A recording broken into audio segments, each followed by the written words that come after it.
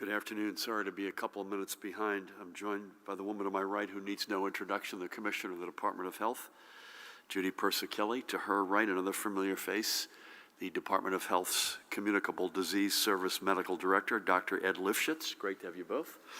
To my left, another guy who needs no introduction, the Superintendent of State Police, Colonel Pat Callahan. Paramount Garga's with us, cast of thousands. First thing today, I'd like to put out a reminder about the expanded child tax credit available to many middle-class and working families under the American Rescue Plan. This is major tax relief. For more information about the tax credit and to make sure you are enrolled to receive yours, please go to that website, childtaxcredit.gov.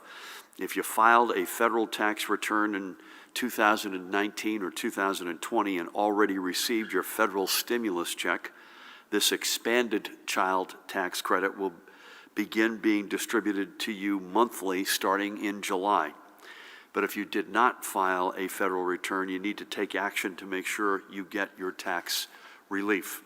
All working families with incomes of up to $150,000, or if it's a single parent household, $112,500, are eligible for the expanded child tax credit of up to $3,000 for each child ages 6 to 17 and $3,600 for children under the age of 6. There's no reason for any family to leave money on the table. This tax credit is here to support you and your family as we recover from the pandemic and move forward. Again, more information is available at that website, childtaxcredit.gov, and I encourage everyone to go there. And one more thing I'd love to encourage everyone to do is to support the small businesses in your community. Tomorrow I'll be signing a series of bills to provide further financial support for our small business community as they continue to recover from the impacts of the pandemic. And I want to thank our legislative partners for working on these bills with us.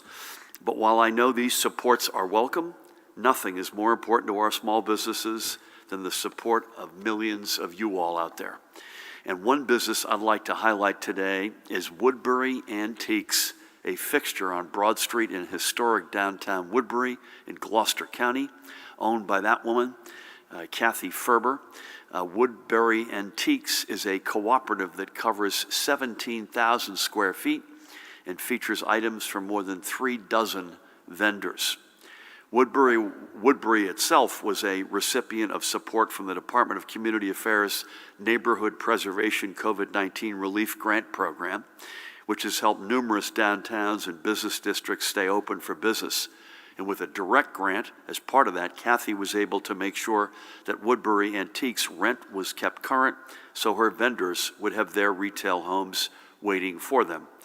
With the grant funds, South Woodbury also created an e-gift card program that doubled the value of in-store purchases and which can only be redeemed at establishments which participated in the Neighborhood Preservation Program. This further helped Kathy and her fellow small business owners keep their customers.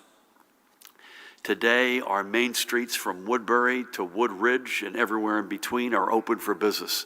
Our small businesses are the backbone of our economy.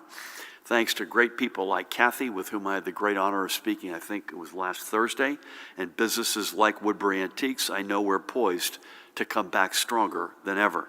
And I thank Kathy and every small business owner who has kept the faith throughout the past 15 plus months.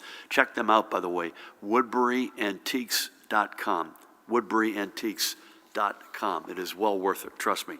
Now let's move forward with our numbers for today. This morning we're showing a total of 4,801,626 fully vaccinated individuals who live, work, or study in New Jersey. As I noted on Friday when we celebrated our crossing of our initial goal of 4.7 million, we had no intention of stopping. And today's numbers prove our commitment to pushing this total higher and higher. And as part of our Operation Jersey Summer, we have our COVID-19 Community Corps working door to door across a bunch of communities, municipalities, to make sure everyone not only has the facts they need to make the right decision about getting vaccinated, but that they know where to get vaccinated. And so far, our COVID-19 Community Corps team have knocked on more than, Judy, more than 134,000 doors. Incredible, right?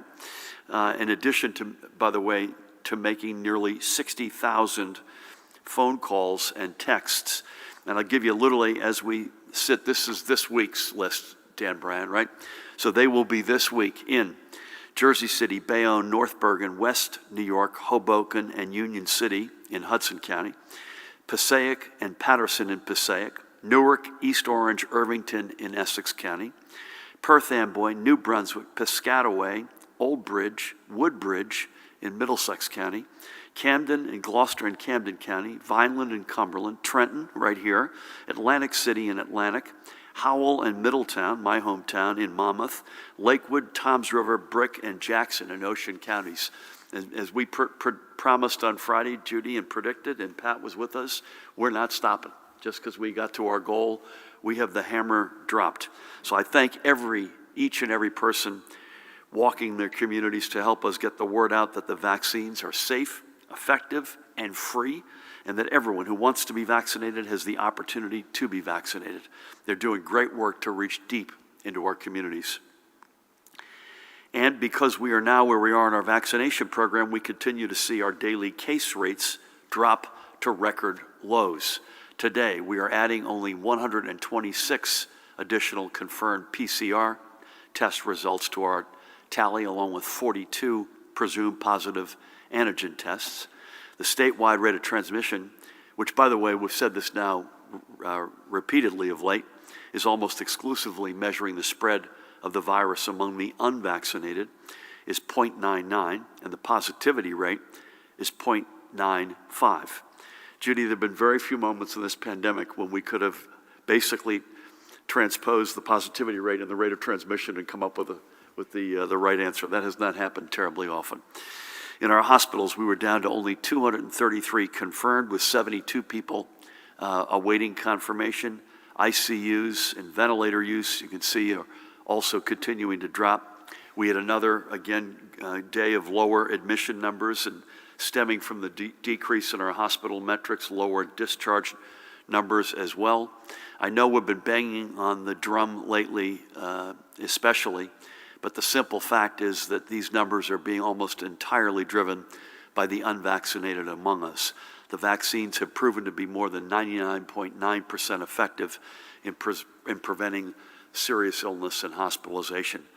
And there's a direct correlation between our increasing vaccination numbers and our decreasing infection and hospitalization numbers. So I cannot put it any more directly. If you don't want to be one of the numbers on our dashboard, go out and get vaccinated today, especially with the emergence of the more transmittable variants.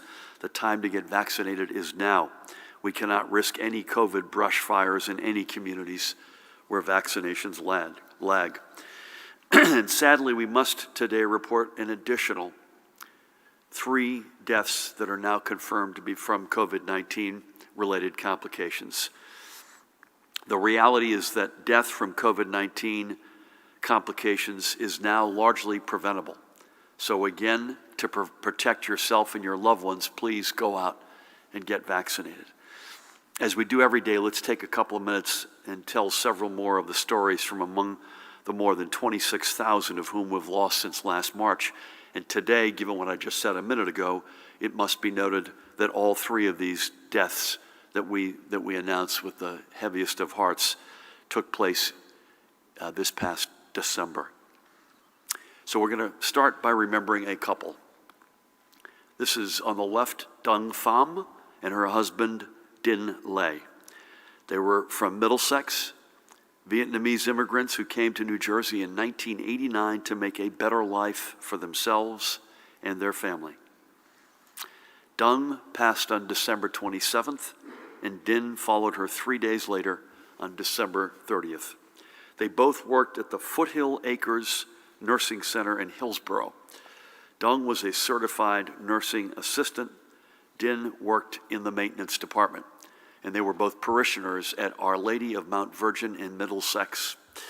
Dung was a huge fan of Dancing with the Stars, while Din immersed himself in technology and a love of soccer, especially when the World Cup rolled around every 4 years, as it will do again next year, although this time, for the first time ever, it'll start in November. Together they love their adopted home, but they love their family even more. And that is the family that they left behind. So they had 3 daughters, Na Pham, Mi Tran, and Lana Nguyen, and their spouses. Their 5 grandchildren, Phuong Le, Phuong Thi, Phuong Tran, Kevin Tran, and Dalina Nguyen. And I spoke with Dalina back on Wednesday, and she, by the way, she's the daughter of Lana Nguyen. Lana had COVID positive, and Lana's husband, Dalina Nguyen's father, had it so bad, Judy was in the hospital for 3 weeks. They also left behind their great-grandchildren, Vincent, Vivian, Phuong, Nui, and Tien An. Din also leaves another son, Lee, and a granddaughter, Anna, and Dong also left her sister behind, Susie. We are grateful that Dong and Din chose to make their American dream a reality in New Jersey. They added to the rich tapestry of our state, and may God bless them both and the extraordinary family they leave behind. And today we also remember this gentleman, Joseph Kieslowski of the Parlin section of Sayreville, Middlesex County. He was 84 years old. He was born and raised in Pennsylvania and served in the United States Air Force, as you can see, from 1954 until 1958 as a mechanic working on the B-36 Peacemaker bomber aircraft, rising to the rank of staff sergeant. He came to New Jersey in 1964, making his home in Parlin to begin a career in the real estate and home improvement industries.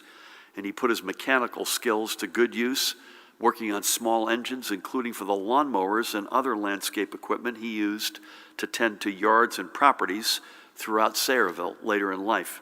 A job, by the way, that he did alongside his wife, Anna.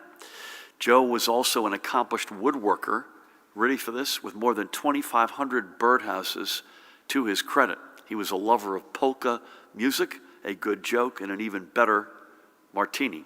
He was predeceased by his first wife, Barbara, in 1997, and he also previously lost his brother, Peter. He and Anna enjoyed 18 years of marriage, and he's survived by her and his children, Joseph, Richard, Stephen, with whom I had the great honor of speaking last Wednesday, Deborah and their families, including his grandchildren, Nikita, Natasha, Garrison, and Quinn. He also left his stepdaughters, Natasha and Valentina. Joe's further survived by his sister Gloria and brother Robert and their children, and he also leaves family in Ukraine. By the way, Ukraine is playing, as we speak, a very important, consequential European Cup game. Joe passed on December 11th, and we thank him today for his service to our nation and for making our state his home for nearly 60 years. May God bless his memory and his family he leaves behind. So that's all I've got for this Monday. Before I turn things over to Judy, I simply want to reiterate what I said about her on Friday when we were together with Pat to celebrate our breaking the 4.7 million vaccination barrier. So much of our success is due to her steady leadership and constant focus on public health. I know Judy was taken aback by the quickness of my announcement that the new Department of Health building in Trenton will be named in her honor, but it is richly deserved. We know Judy has been the right leader for these times. And I know Judy would also want me to say that our success is ultimately rooted in the work that millions of you have undertaken to keep yourselves and your families and your communities safe from masking, testing, social distancing, everything over the past year, especially now to getting vaccinated over the past number of months. This has truly been a statewide effort, and we are going to win this thing. So with that, please help me welcome the woman who needs no introduction, the Commissioner of the Department of Health, Judy Persichilli. Thank you, Governor, and also thank you for your kind words. Good afternoon. We marked a significant milestone on Friday, but our work goes on to vaccinate as many people as possible. I announced Friday that the Department of Health will be sending vaccine ambassadors to high-risk counties to work with elected officials, community leaders, school districts, and faith leaders to bring vaccines closer to where the people are, neighborhood pharmacies and doctors' offices and pop-up clinics and barbershops and churches. As the governor has said, COVID-19 is now largely a disease of the unvaccinated. So if you are not vaccinated, you are at risk for getting infected, particularly with one of the variants of the virus that are circulating and now spread more rapidly and result in more serious disease. And for those who have yet to be vaccinated or fully vaccinated, there's reason to be concerned about the increase in the highly transmissible variant, like the variant B.1.617.2, known as the Delta variant, the variant that was first seen in India. The spread of this variant, first identified in India in December of 2020, is another reason for us to remain vigilant and to continue to strive to increase vaccine rates. We are seeing the impact that Delta variant is having in the UK. We're following that, so we cannot let that happen here. The CDC upgraded the B.1.617.2 mutation of COVID-19 to a variant of concern last week. It has been detected in at least 66 countries, including the United States. According to the former FDA Commissioner Scott Gottlieb, the Delta variant is between 40 and 60% more transmissible and could become the dominant strain in the US sometime next month. Children and young people seem to be the ones spreading the Delta variant in England. So while this variant has increased in New Jersey recently, it is currently a minority of the variants that we're seeing.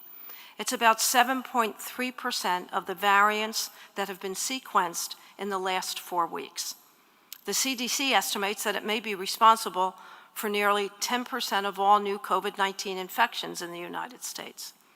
In some western US states, the variant may be responsible for nearly 20% of the cases. We do expect to see an increase in our state. However, the vaccines authorized for use in the United States have been reported to be effective against the Delta variant as well as other variants. In one recent study, researchers in the UK found that a 2-dose regimen of the Pfizer vaccine was 88% effective against symptomatic disease from the Delta variant. So as Dr. Fauci says, if you are vaccinated, you're going to be protected, which is another very good reason to encourage people strongly to get vaccinated. Also, as we have discussed, there are going to be cases of disease that we call breakthrough, even among those that are vaccinated. While we are not seeing any significant impact from the Delta variant at this time, there is a lag between a few weeks of analysis and reporting of the variants. So we're being vigilant every day to review that information. Earlier this month, we announced that the department had identified 1,319 breakthrough cases, which represents 0.06% of those fully vaccinated. That means 99.94% of individuals vaccinated did not test positive for COVID-19. On my daily report, as the governor shared, our hospitals reported a low of 305 hospitalizations of COVID-19 positive patients and PUIs, and that number continues to decline. Fortunately, there are no new cases of multisystem inflammatory syndrome in children. We have had no new cases since the beginning of June, and there were 127 cumulative cases in the state. None of these children are currently hospitalized. Also, fortunately, at the state veterans' homes, there are no new cases among the residents and no new cases among the patients in our psych hospitals. The daily positivity rate as of June 12th in the state was 0.95%. The northern part of the state, 0.92%. The central part of the state, 1.04%, and the southern part of the state, 0.90%. That concludes my report. Please continue to stay safe. Let's get vaccinated to protect ourselves, our family, and our friends. Thank you. Judy, thank you. Thank you for the report, and thank you for all. We've got Ed here as well to answer any questions that may come up, so thanks to each of you. Pat, we get some pretty hot, muggy, humid weather. I suspect we get thunderstorms potentially. I know we had some over the weekend in some places, folks getting a little bit over the top, as it were. What do you got? And thanks for everything. Thank you, Governor. With regard to the weather, obviously, it's hot. There is a heat advisory in effect for Mercer, Northwest Burlington, Camden, and Gloucester counties. We expect some severe thunderstorms tonight into tomorrow, but then it's obviously going to get nice for the rest of the week. We're watching that tropical storm, the third named tropical storm already off, that's heading out to the Atlantic through the Outer Banks right now, and we're, believe it or not, watching another one about 900 miles east of the Windward Islands. So always watching the weather, especially during this hurricane season. That's all I have, Gov. Amen. And one thing, the heat advisory is a good jumping off point to remind folks for these schools that are still in their final days, and I think pretty much everybody by the end of this week is going to be out. I'm pretty sure that's right. You've always had the ability to get an exception to having to wear a mask if it were for health reasons, Judy, and one of the health factors or one of the considerations is high heat. So remember that, especially over the next few days where it's going to stay pretty hot. Thank you, Pat. Thank you all. We'll start, Ruth, is that you? We'll start over here. We will be on the similar rhythm this week that we've been on of late. We'll be with you virtually tomorrow, and unless you hear otherwise, we'll be back here live Wednesday at 1 o'clock. So with that, hello, Alex. Hey, good afternoon, Governor. Good afternoon. Good afternoon, and good to see you again. Likewise. Hope you had a wonderful weekend. Very nice. Hope you did too. Yeah, had a great time on my boat. You have indicated on several occasions that you're proud of the fact that New Jersey has the toughest gun laws in the country. But these additional laws, which are all felonies, that make New Jersey the toughest are possessory only or permitting paperwork violations with no criminal intent. Could you get the microphone a little closer to Alex? Thank you. And they're almost exclusively forced against people of color. When you say that New Jersey has the toughest gun laws, aren't you really saying that New Jersey puts more blacks in prison for petty offenses than any other state in the country? Is this something that New Jersey should be proud of? That concludes my question. Thank you, Alex. You've asked similar questions on this theme over time. I've really got nothing new to report. I mean, we have a state which we inherited with enormous inequities. This virus has laid those inequities bare. It didn't create them, but it's laid them bare. Everything from public health to education to housing to criminal justice system, and we're doing everything we can to shrink those inequities, and we'll continue to. Good to see you. Matt, welcome back. We'll get down front here with Matt, if you could. Good afternoon. Governor, will the budget include an increased pension payment? If so, by how much? And is that for this fiscal year or the next? Members of the Atlantic City Council say they sent you a letter requesting the state police take control of the local police department in the wake of an uptick in serious violence there. What are your thoughts on their request? And finally, candidly, what restrictions are left under your control? For example, the legislation that dealt with emergency powers said that, for example, masks would be tied to CDC guidance. So what is left under your control, and when do you expect those to be lifted, going at the point we're at now? Pat, you may want to come in on the second one, but on the pension payment and other budget matters, other than the announcement that the Senate President and Speaker and I put out this morning, along with the budget chairs, talking about some more aggressive tax relief, which we're all, I think, collectively very proud of. Nothing to report beyond that.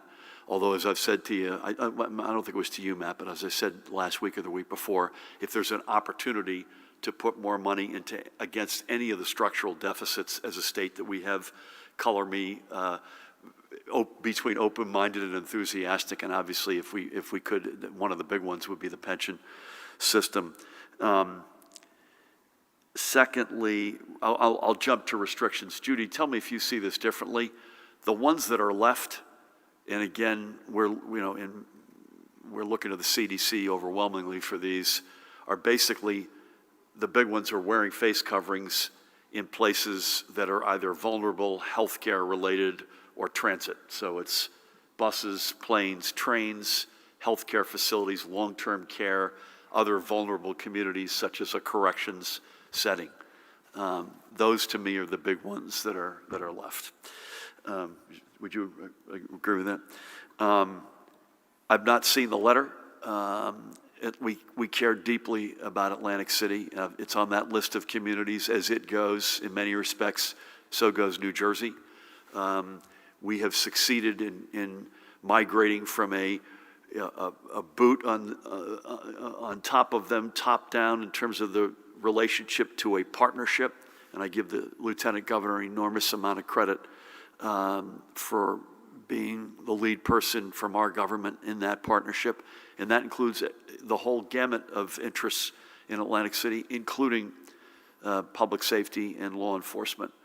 And we'll continue to take that extremely seriously. Pat, any comments you had? I would just add, after we had that town hall a few weeks ago, Governor, on public safety and public health, that Atlantic City Council Vice President Kaleem Shabazz has asked me to come on with the council on Thursday, which I will do virtually. We support Atlantic City with an Atlantic City Task Force, our crime suppression, our real-time crime center that's down in Gloucester County.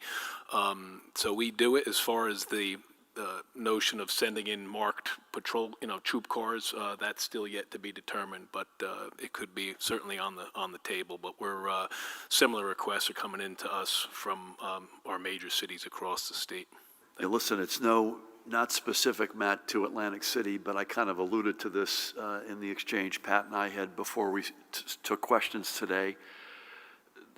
And this is not unique to New Jersey. There's a lot of behavior right now, I suspect partly due to, if not a lot due to, coming out from the pandemic. 95-degree high humidity weather does not help. There's a lot of kinetic activity in the state right now and in the country. We saw, I'm in Monmouth County, we saw some of that over the weekend. And so this is not just a matter specific to Atlantic City. And we've seen upticks in gun violence in the state, in the country, and we just got to plead with people to. We get it. Everybody wants to get out there and unshackle themselves from this pandemic. Who could blame you? But please, God, do it responsibly. And we'll continue to have the honor to work closely with Atlantic City on all matters, including public safety. Mike, is that you? Yep. Good afternoon. Good afternoon, Governor. Thanks. I'm curious if you could explain how you decided to move away from the 70% of adults vaccinated. How did you weren't talking about that number on Friday or today, focusing instead on the 4.7 million. Could you just talk about the decision making there? And is the percentage then that the CDC is using the percentage that we should be using to report to people and that the public should look at to understand? On the budget agreement that you announced today with the legislative leadership, is there an overall budget deal, or is that still being negotiated? And then on those pieces that you announced today, if you add them up, they come to about $126 million in the new tax relief that you're talking about. That $300 million for the $500 checks was announced previously. It's no doubt that I'm sure that will help some people, but that's also just a small fraction of the $10 billion surplus that the state has. So why not do more tax relief? Or what else do you plan to do with the rest of the budget surplus? Thank you. We haven't moved away from the 70%. In fact, we will hit it. I don't want to make news today because we're not hitting it today, but we'll get there within a matter of days. So I think the reason why Friday, by the way, we'll put that day up in lights as well. These are both milestones worthy of celebrating. But the reason why I think Friday was more relevant, when we started this way back on December 15, the eligibility for the vaccine was far more limited than it has become. And so we wanted to make sure somebody who's vaccinated in the state, that matters. We need to celebrate that because they would otherwise be exposed. They could otherwise transmit the virus. So it's and both. And I think, Judy, on anything you want to add to that, but on the CDC, we obviously look to their numbers. I think they're going to actually make some announcements later today. You had mentioned to me earlier, right? Yeah, my understanding is CDC will be coming out with an MMWR that looks at age breaks and race and ethnicity. We've been working almost every day with the CDC to reconcile their numbers with our numbers. And there's a lot of movement. For example, the federal pharmacy program, the reporting of their numbers was significantly lagging due to a third-party vendor that had significant backlogs, and we're just now catching up with all of those backlogs as well. But we're pretty close right now with the CDC through a lot of reconciliation and working with them and looking at what's present in Tiberius. And all in, at this point, we're like 4.8 million as of this morning. So 70% still stands. We won't rest till we get 70% in every county and municipality. Amen. Nothing, again, Mike, on the budget deal, no news to report other than what we'll put out already, but it's been a very constructive process, and I have to give a big shout out to the legislative leadership led by Senate President and the Speaker, the budget chairs. It's been really good. And I think that gets to your last question as well. Stay tuned. There are lots of moving parts, and I think when the entirety of this, and at the point that we feel when we can talk about the entirety of the budget, I think it's going to be one that we can all look to and say that it makes the sort of investments, provides the sort of relief, that it's balanced in that, including investments, as Matt asked, addressing the structural deficits that have been building for decades in the state. So stay tuned. Alex, good afternoon. Good afternoon, Governor. On May 12th, in this room, I asked you if you were going to count 12 to 15-year-olds as part of your 4.7 million vaccinations goal. You said, quote, the objective is 4.7 million initial, 70% of our adults, so we define adults as 16 and up. You continued saying we're not going to use that, the number of 12 to 15-year-olds, to leg into that objective. When did you move the goalposts and why? Were you concerned that you were falling behind your vaccination goal, or were you not telling the truth on May 12th? A budget question as a conceptual matter. The Senate President has announced $500 rebate checks for property taxes will be coming out starting July 1st. If you're interested in lowering property taxes, and who isn't, why not take the $319 million from the Millionaires Tax and give it to municipalities or school districts, or use it to encourage consolidation, which would truly drive property taxes down in the long term? Is this just about an election year gimmick like Brendan Byrne, sending out a check with your name on it to folks? Lastly, you've promised a postmortem for more than a year on the state's... Promised a what, sorry? A postmortem. Yep. In your words, on the state's COVID-19 response. When will that begin, and will you commit right now to at least starting that postmortem before Election Day? Alex, I love your questions. I think I've answered your first one. We're going to hit 70% within a matter of days. I can't tell you exactly, probably soon after we had the ability to vaccinate the 12 to 15-year-olds. It's pretty obvious that a vaccinated person who lives, works, or studies in New Jersey is a vaccinated person that is helping us in our overall public health objectives. Not only helping themselves, it's helping us be a healthier state. So it's and both. The goalposts are right where they were. We're celebrating both of these, and I think we've been quite clear about that. Nothing else to add on the budget front other than to say one of the structural deficits that we inherited, pension plans where there hadn't been a full pension payment for decades, outstanding indebtedness that was exploding, healthcare costs for public sector employees that were rising both for the employee as well as the taxpayer. Just one structural deficit after another. Property taxes right up there. I'm proud to say that 3 of the 5 lowest property tax increases ever on record are the first 3 years of our administration. I'm very happy, as we announced earlier, that we're at long last going to update the basis upon which the homestead rebate is calculated. That may sound technical, folks, but trust me, that's a good thing in terms of property tax relief.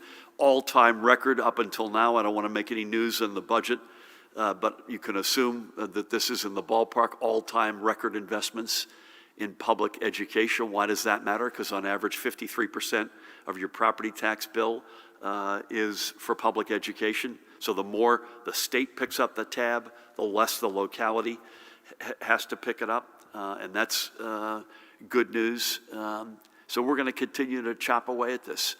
and there's no gimmick here. This is cash on the barrel. And the Millionaires Tax, so-called Millionaires Tax, that's going to be directly into checks that families up and down the state in the middle class and those aspiring to get into the middle class are going to receive.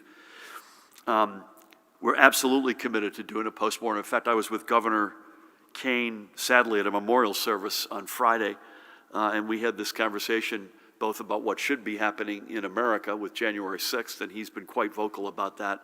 I think you may have mentioned that, or we exchanged on that. But I reiterated to him that we would have an absolute full accounting of the pandemic and the response. And by the way, lessons learned and require, public health infrastructure, for instance, that we need going forward. I'm not going to commit to exactly when that is because we're still in the game here. Although thank God, it's gotten a lot better, as we all know, over the past couple of months. But absolute, unequivocal commitment to that. Thank you for that. Good afternoon. Afternoon, Governor.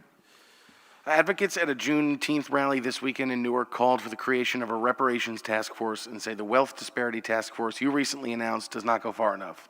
They're critical that the word reparations is not included in the conversation. What is your response, and do you support a reparations task force? Listen, how great was it we were able to celebrate Juneteenth as a state holiday, huh? In fact, we were together, the three of us, on the holiday. So much for taking a holiday. But of course, because it was a Saturday, we celebrated as a state and as a country. And I think that's another great thing that happened with a lot of bipartisan support and quickly. And I thought that was a great, given all this period of us versus them that we've been battling through as a country. I thought that was a pretty darn good sign. I would just say after we were together, Judy and Pat in Newark, I had the honor to go up to Patterson and at Calvary Baptist Church with Pastor Lassiter and a great group of community leaders, elected officials, Mark Moriel, who's the president of the National Urban League, among others, and signed the most progressive anti-discrimination housing law in the country. The notion of ban the box now applied to housing. And we heard from an extraordinary guy whose life has been in the negative and now in the positive, will be directly impacted positively by this. And then I also announced the chairs of the Wealth Disparity Task Force. And that's going to be a game changer. I mean, this is looking at all reasons, particularly in black and brown communities, why the gap in net worth is as staggeringly wide as it is. So it's all-encompassing. This is a far-reaching endeavor. 4 co-chairs, including led from the government side by Lieutenant Governor Sheila Oliver. And the numbers are staggering. So this is a huge piece of unfinished business that has been building for centuries. 402 years, I believe, since slavery first came to our shores in that respect, and also the decades of the carnage created by the war on drugs. But if folks don't know the numbers, they need to understand the numbers as a first step. And you're talking about gaps in net worth that are 40 to 50, not percent off, times off. If you're on average, an African-American family or a Latino family, you look at their net worth and you compare it to a white family, it's literally hundreds of thousands of dollars in the latter, and it's under $10,000 in both of those communities in the former. We got to do something about that, and it's a far-reaching reality in terms of why we are where we are, and it's going to need to be a far-reaching scope of that task force. And I'm happy that we've finally been able to stand it up. So thank you. Do you have one, sir? Yeah. Okay. I didn't think you had one. Good afternoon, Governor. It's been a couple months since I've been here, so I got a couple of softballs for you. Maybe bring down the temperature. By the way, you don't need to stand. If it's happy to. Okay. So, Governor, first of all, a belated Happy Father's Day. Thank you for that. Same right back. Callahan. In my 40 years of covering, sort of as a hobbyist, the budget. This, I think, to my memory, is the earliest we've had a budget agreement between the 3 men in the room. So congratulations on that. Thank you. And then, Governor, I'm sure, given your Celtic heritage and yours too, Colonel, You didn't let June 16th pass you by, and how did you and your family celebrate Bloomsday? Which day, sorry? James Joyce, Governor. Oh, Bloomsday, June 16th. Yeah. I would have bought you a pint myself had I known. Well, it doesn't, I don't want to put words in Pat's mouth. It doesn't take a whole lot to get us over the goal line on having the pint, but I don't know that I did anything unusual to celebrate that. Did you? This was last Wednesday? A pint or two? Okay. Well, my boys and I had pints and scones. Proper James Joycean Bloomsday. So thank you, Governor. I will make note of next year we'll be more adherent on the holiday. And happy Father's Day back. Thank you for that. Dave, good afternoon. Hi, Governor. You'll take us home. No questions about pints. Okay. The state has basically, New Jersey's basically reopened now, but the state is still acting like the pandemic is in full swing when it comes to our state buildings, including this one. All of the reporters in this room are wearing masks. The MVC still closing offices for weeks if anybody tests positive. The labor offices are not open yet. Courts are still shut down. I've been told buying and selling a house is a nightmare because people can't get the paperwork that they normally are able to get. For state facilities that are open, as I just mentioned, you got to still wear a mask indoors. So when will the state offices reopen? People want the option of talking to a human being face to face instead of doing everything on the phone. And don't you think that taxpayers have the right to use these services? Next question, some town school boards, the latest, my understanding is Middletown, are already announcing mask policies for when classes begin back in September, saying masks will be optional unless they're required by law. What's your reaction, Governor, and is there any concern on your part that this could start to spiral out of control before we even know what's what in August, for instance, when we're going to have perhaps different COVID metric numbers to deal with, and you mentioned this last week, hard to figure this out in June when school won't open again until September. And then finally, 2 points of clarification. You announced the budget deal on the middle class tax rebate and the homestead rebate this morning. Who is eligible? What are the cutoffs for this eligibility? Thank you.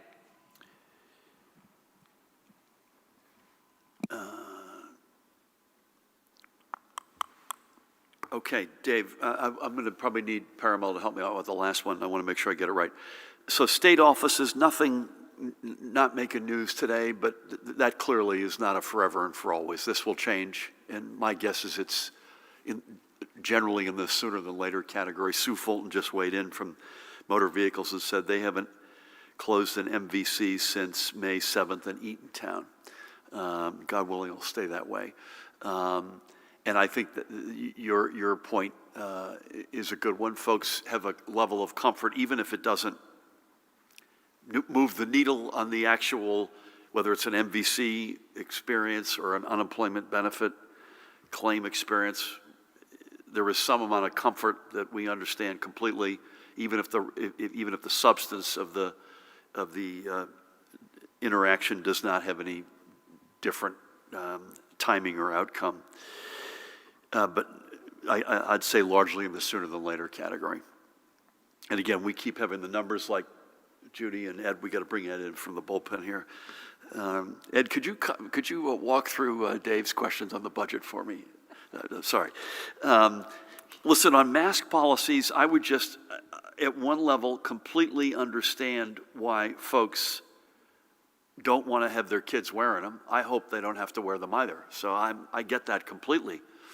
But unlike an HVAC system or some other capital investment, even more modest ones like plexiglass or signage on the hallways, one-way versus two-way, and I'm not suggesting we should wait till Labor Day at 5 o'clock in the afternoon, but you could literally make that decision then for 8 a.m. the next morning. It's literally, do I put this on or not?